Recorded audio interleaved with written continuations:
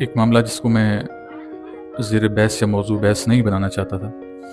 لیکن چونکہ ابھی وہ زبان زد عام ہے، سوشل میڈیا، الیکٹرانک میڈیا کی زینت بنا ہوا ہے اور اس پہ طرح طرح کے بیانات سامنے آ رہے ہیں، تو جب چیزوں میں ابہام پیدا ہو جائے تو پھر ہمارا بھی یہ کام بنتا ہے کہ ہم وہ جو ابہامات ہیں ان کو اپنے تئیں دور کرنے کی کوشش کریں۔ عقل کل کوئی بھی نہیں ہے، لازمی نہیں ہماری بات کسی کو حتمی بات لگے، لیکن اپنے تئیں جو ہمیں اللہ پاک نے علم عطا کیا اس کی روشنی میں آپ کے گوش گزار کریں گے۔ ایک قانون ہے پاکستان میں 295 کے نام سے، اس کی دو شکیں ہیں، 295A بلکہ 3 ہیں، 295B اور 295C۔ اب جو 295C ہے، یہ اگر کوئی شخص حضور نبی کریم صلی اللہ علیہ وآلہ وسلم کی شان پاک میں گستاخی کرے تو یہ 295C اس پر لگتا ہے۔ 295A جو ہے یہ اگر کوئی مذہب کے خلاف بات کرے تو اس پر لگتا ہے۔ حالیہ دنوں میں ایک ہمارے ملک کا نوجوان ہے، یوٹیوب کے ساتھ وابستہ ہے اور بہت کم عرصے میں اس نے بہت شہرت حاصل کر لی۔ اب شہرت اچھی حاصل کی، بری حاصل کی، یہ ایک علیحدہ بحث ہے، لیکن اس نے شہرت حاصل کر لی۔ تو اس نے 295 کے نام سے ایک پرفیوم کو لانچ کیا۔ جب وہ پرفیوم کو لانچ کیا تو لانچ کرتے وقت اس نے چند کلمات کو ادا کیے، اور جب کلمات ادا کیے تو اس کی گرفت کر لی گئی، کہا گیا کہ اس نے توہین رسالت کر دی ہے۔ اب اس نوجوان کے منہ سے جو الفاظ نکلے وہ یہ تھے کہ 295 میرے استاد پر بھی لگا تھا، اور وہ اپنا استاد کسی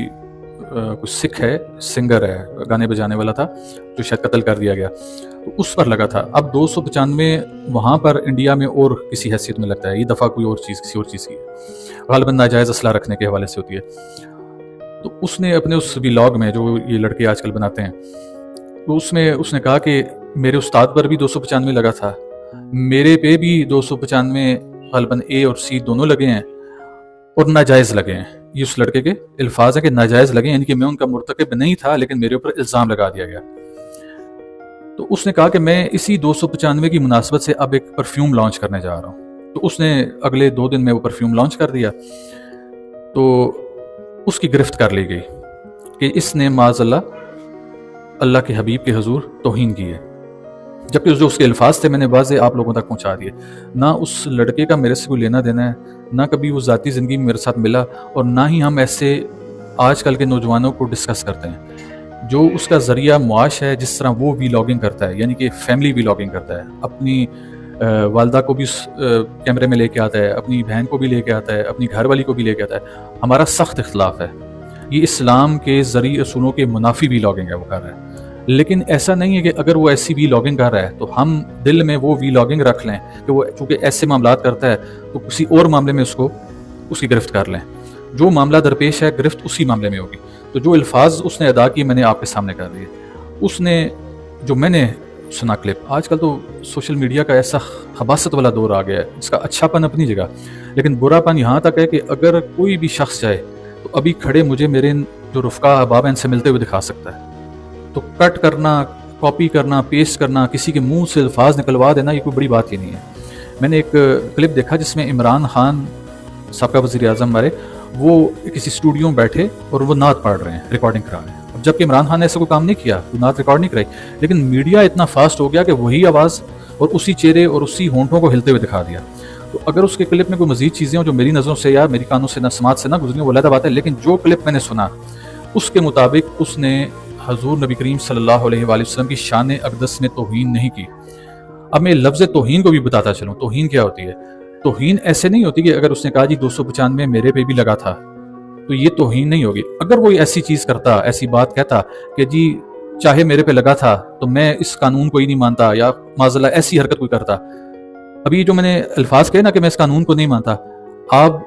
باخدا کوئی بھی شخص چاہے میرے اس کلپ کو بھی کٹ کر سکتا ہے اور وہ کہہ سکتا ہے دیکھیں جی پیر صاحب نے کیا بات کہہ دی کہ میں اس قانون کو ہی نہیں مانتا، ٹھیک۔ تو آج کل کا دور اتنا خطرناک دور ہے، اور میں نے آپ لوگوں کے سامنے پہلے بھی بیان کیا تھا کہ اللہ اس میڈیا سے بچائے، اس کی جو ترقیاں اس سے بچائے، یہ انسان کے لیے نقصان دہ ثابت ہوں گی، اور اس کا ثمر سامنے آ رہا ہے۔ تو اس کے الفاظ قطعاً حضور اسلام کی شان اقدس میں گستاخی کے نہیں تھے جو ہم نے سنے۔ ایک بات اس نے کی، وہ ایک عام انسان ہے، آپ لوگ ہیں، آپ لوگ جب میرے سامنے بیٹھتے ہیں عام انسان کی حیثیت سے بیٹھتے ہیں، میں آپ سے غلطی ایکسپیکٹ کر سکتا ہوں کہ یار عام لوگ ہیں، انہوں نے دین نہیں پڑھا، قرآن نہیں پڑھا، حدیث نہیں پڑھی، کوئی اور کتاب نہیں پڑھی، جو میں بولتا ہوں یہ وہ بول لیتے ہیں، کل یہ کسی کے سامنے بیان کریں گے کہ غلطی کوتاہی ہونے کا اندیشہ ان سے موجود ہے۔ ہاں غلطی کوتاہی اگر میرے سے ہو تو پھر اس کا مطلب ہے کہ میں تو دین پڑھا ہوا بھی تھا، میں نے کتابیں پڑھی ہوئی تھی، قرآن پڑھا ہوا بھی تھا، اگر پھر میں کوئی ایسی حرکت کروں تو میری گرفت ہونی چاہیے۔ تو ماضی میں ہوا ایسا کہ ہمارے ملک کے چند بڑے مفتی صاحبان ہیں، میں نام نہیں لینا چاہتا، لوگ سمجھتے ہیں شاید ہمارا ان سے کوئی عداوت ہے، ان کی ہو سکتی ہے، اللہ کا شکر ہے کسی خاندگاہ کی عداوت کسی کے ساتھ نہیں ہوتی، ہماری کوشش ہوتی ہے پیغام دیا جائے اور ہدایت پلایا جائے۔ تو ان صاحب سے جب کسی نے سوال کیا حضور نبی کریم صلی اللہ علیہ وسلم کے بارے میں، تو انہوں نے کہا کہ حضور تو ان پڑھ تھے ماشاء اللہ۔ آج تک اس مولوی صاحب کو تو معافی مل گئی، اس مفتی صاحب کو معافی مل گئی، اس کی باری تو دیگر تحریکیں نہیں بولی، تو آج تحریکیں بڑی زور شور سے سامنے آ رہی ہیں اور کہہ رہے ہیں جی ہم تو نبی پاک صلی اللہ علیہ وسلم کے خلاف کوئی ذرا سی بات کریں ہم یہ کر دیں گے۔ اس مفتی کے خلاف بھی نہیں بولے آپ۔ حضور السلام نے فرمایا تھا تم میں سے پہلی قومیں اس وجہ سے برباد ہوئی کہ جب عمرہ میں سے کوئی غلطی کا مرتکب ہوتا تھا تو اس کو سزا نہیں دی جاتی۔ تو آپ نے فرمایا باخدا، حالانکہ قرآن کریم میں آیا مبارکہ موجود ہے جس میں بتایا گیا کہ رزق کو اہل بیت سے علیحدہ کر دیا، اس آیا مبارکہ کے باوجود بھی حضور صلی اللہ علیہ وسلم فرماتے ہیں کہ اگر میری بیٹی فاطمہ زہرا سلام اللہ علیہا اگر چوری میں مرتکب پائی جاتی میں ہاتھ کاٹنے کا حکم دیتا۔ تو حضور نے اپنی اس لخت جگر کے بارے میں، جس کو اپنے جگر کا ٹکڑا فرمایا، اس کے بارے میں اتنے سخت الفاظ استعمال کر دیے، لیکن آپ کا عجیب قانون ہے کہ آپ کی غیرت جاگ جاتی ہے جب کوئی عام انسان غلطی کرتا ہے، جب کوئی مفتی مولوی کرتا ہے، آپ کو پتہ ہے اس کے پیچھے بھی 20-25-30 ہزار بندہ ہے، میں 20,000 لے کے نکلوں گا وہ بھی 30,000 لے کے نکلے گا، یہاں پر آگے آپ کی بس ہو جاتی ہے۔ تو قانون اگر لاگو کرنا ہے تو سب کے اوپر ایک جیسا متوازی قانون لاگو۔ اب اس شخص نے کیا گیا، اس لڑکے نے، اس نے جب دیکھا کہ یہاں پر مختلف قسم کے لوگوں نے، جو میری طرح عام شخص تھا، اس کا چینل مشہور تھا، اس نے بھی اس کے خلاف بیان دیا، اس نے فلاں کر دیا، اس نے فلاں کر دیا، اس کو مارو پکڑو، یہ کرو وہ کرو، ایک ایسا ماحول سما بنا دیا کہ اس نے آخر یہی بہتر جانا کہ یہاں سے راہ فرار اختیار کرے۔ وہ یہاں سے بھاگا، اسے اور کوئی در نہیں ملا، وہ سیدھا مکہ شریف پہنچ گیا۔ اس نے مکہ شریف پہنچ کر اپنا پہلا ویلاگ بنایا اور اس نے سب سے معافی مانگی کہ یار میں نے نہیں کچھ کیا، لیکن اگر پھر بھی کر دیا خدا کے واسطے مجھے معاف کر دو۔ میں نے کہا کہ اس کے ذریعہ معاش سے اس کا جو طریقہ کار ہے ویلاگ بنانے کا، جس میں فیملی ظاہر کرتا ہے، میں سخت اختلاف کرتا ہوں، لیکن ایک چیز اس کے کسی بھی ویلاگ میں اچھی ہوتی ہے، جب بھی وہ ویلاگ بناتا ہے شروع میں درود شریف پہ پڑھتا ہے، حضور اور حضور کی آل پہ درود پڑھتا ہے، حضور کی آل کا وہ محب ہے، جا بجا ان کے نام نامی لیتا ہے اور بڑے ادب احترام سے لیتا ہے۔ اب جو نام نامی ادب و احترام سے لیتا ہے وہ کیا یہ سوچ سکتا ہے کہ وہ گستاخی کی نیت سے ایسا معاملہ کرے گا؟ یار انسان سے غلطیاں بھی ہو جاتی ہیں۔ اللہ تعالیٰ نے لا اکراہ فی الدین کے الفاظ تم لوگوں کے لیے کیے تھے، اللہ کو معلوم تھا کہ یہ جو دین کی بات ہے،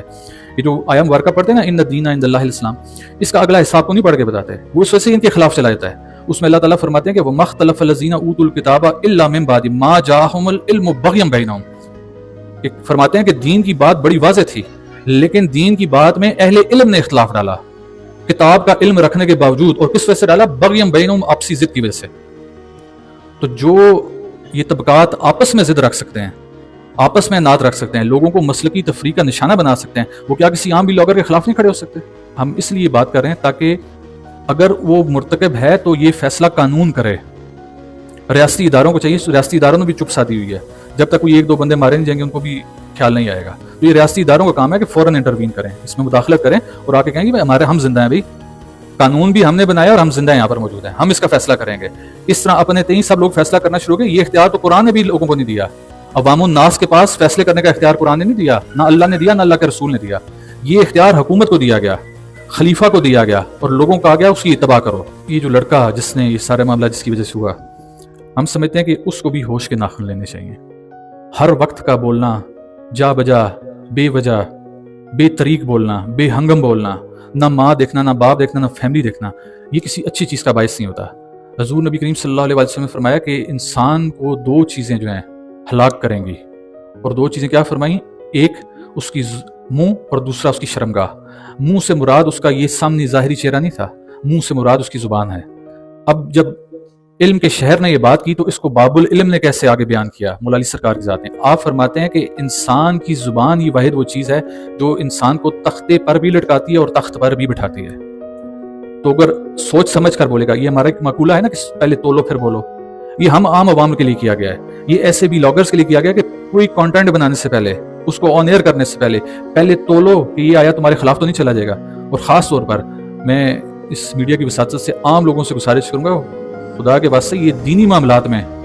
اپنے کانٹینٹس بنانے سے پرہیز کرو۔ خواہ وہ نماز پڑھانا دکھا رہے ہو، لوگوں کو روزہ دکھا رہے ہو، دیگر افطاری کے معاملات ہے، اس سے پرہیز کرو۔ کوئی چھوٹی سی غلطی تم سے ہوگی نہ تو پکڑے جاؤ گے۔ ہمارے ملک میں ایسے عناصر موجود ہیں جو زبان کے الفاظ سر پکڑتے ہیں اور اپنی مرضی کا پھر قانون لے کے آتے ہیں اور ان کے خلاف لے کے چلتے ہیں۔ توہین بتایا بھی، یہ توہین ہوتی کیا ہے۔